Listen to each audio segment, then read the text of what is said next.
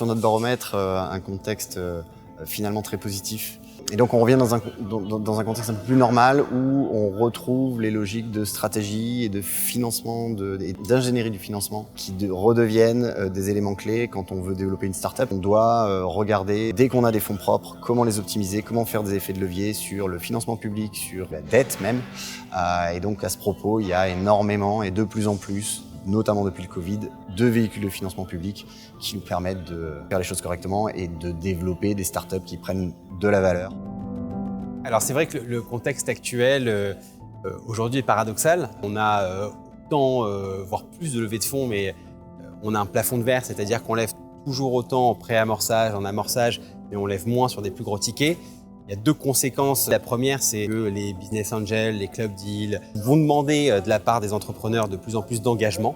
De l'autre côté, on se rend compte que, compte tenu de ce contexte-là, on a des conséquences importantes sur l'actionnariat salarié, c'est-à-dire qu'aujourd'hui, beaucoup de bénéficiaires salariés qui avaient des bons se retrouvent malheureusement en série B à ne pas pouvoir les exercer parce que les valorisations retenues sont finalement inférieures au prix d'exercice du bon. Évidemment, on a la French Tech qui vient un peu nous aider et qui vient de faire cette fameuse annonce d'une possibilité de décote. On est quand même plein d'espoir sur une dynamique de marché qui va, à mon avis, sur 2024, progresser à nouveau et se stabiliser. On aura des valorisations moins importantes, mais beaucoup plus en phase avec la réalité.